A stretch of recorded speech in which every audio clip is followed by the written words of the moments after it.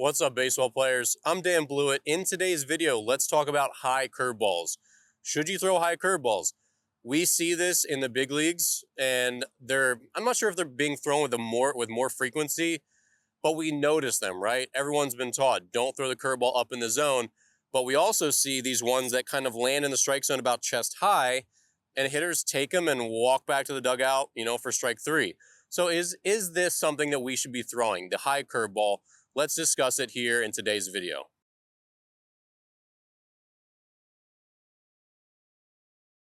All right, so in today's video, let's talk about, is it a smart idea to throw a high curveball? So my answer is going to be no, that you're not going to intentionally choose to throw this pitch, and here's why. So first, let's get out of the way. Yes, high curveballs absolutely can be effective, and the reason is relatively obvious, right?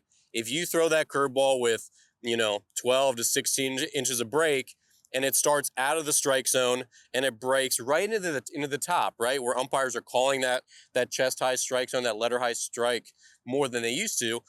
If you can throw that thing where it breaks into the zone and the catcher catches it here, it's going to be not hittable for most of its flight, right? It's going to be up here, and then boom, it drops into the zone at the last minute, the very top, edge of it.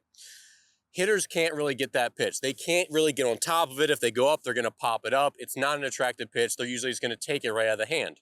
And so you think, okay, I can steal a strike, maybe even steal a strike out by dropping one in the top. But here's the problem. When you throw a curveball higher up in the zone, it gets softer and softer. Your sharpest curveball is always going to be the one that you get well on top of and pull down into the zone. So the sharpest version of your curveball is always going to be down in the zone. So as you get higher up, you start to leave it farther behind at your release point, and this is why you don't get on top of it as much, so you don't get as much spin, and it basically just has a softer and softer break. Again, that's not a big issue because if it drops into the top of the zone, they're not going to be hitting it anyway, right? So, okay.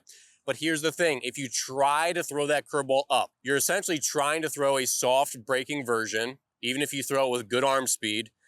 And if you miss and pull it down into the strike zone, guess what starts to happen? Now you're into the danger zone. So yes, if you can somehow perfectly drop them in, that pitch works. It's going to be a take. If you can steal that strike, it's going to be a good result. I agree with that. But the idea that you can reliably throw that pitch and not accidentally start to pull them down the zone when your job as a pitcher is to be downhill and be down the zone, everything else you're going to throw is down, right? Everything's going to be at the knees. You're going to be bouncing stuff. Everything's down there. And then to say, okay, now I can just switch this or flip this switch and throw my curveball up, that's a really tough thing to do. And what ends up happening is you'll try to do that, and then you'll yank it right down here to the middle of the plate, and boom, then they get a nice, soft breaking, hanging curveball, and they're going to put it in the gap. So the question you have to ask yourself is, do I want to throw a pitch that's really based on just me tricking them? And like, oh, I tricked you. I threw it out of the zone and broke back in. Same thing with backdoor curveballs. When you have two strikes on a hitter, is your goal to trick them? Or should your goal just be to throw the highest quality version of whatever you have? If you say, I'm just going to spike this curveball and throw the sharpest, nastiest curveball I can and try to get it to break onto the plate or at the bottom of the strike zone, that's going to be a really tough pitch to hit if your curveball is good. So I think you're better off just rolling the dice, throwing the pitch in the best way that you can, rather than saying, I'm going to throw my C version soft breaking high curveball to try to sneak it past the hitter in hopes that he takes it. Whereas the best case scenario is that does happen. You'll throw it for a ball a lot, and then a lot of the time you're going to hang it and he's going to smash it. So the question, and this is really just it's not old school baseball, but this is one of the first things I learned when I was younger. When you start trying to do this, you think, oh, I can be tricky. I can throw this sneak pitch. Coaches go like, look, hitting is hard. The best hitters in the world hit 300. Don't try too hard.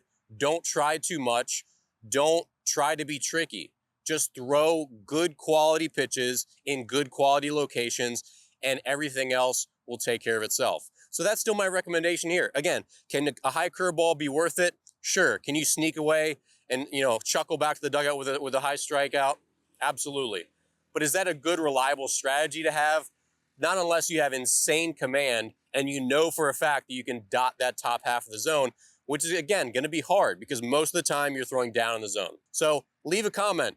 Do you believe that I'm right, I'm wrong? Do you believe in the high curveball? Or do you think we should kind of leave it alone? And if you accidentally throw one and you get a free strike, hey, you won the lottery on that one, okay? Leave me a comment, and I'll see you here in the next video.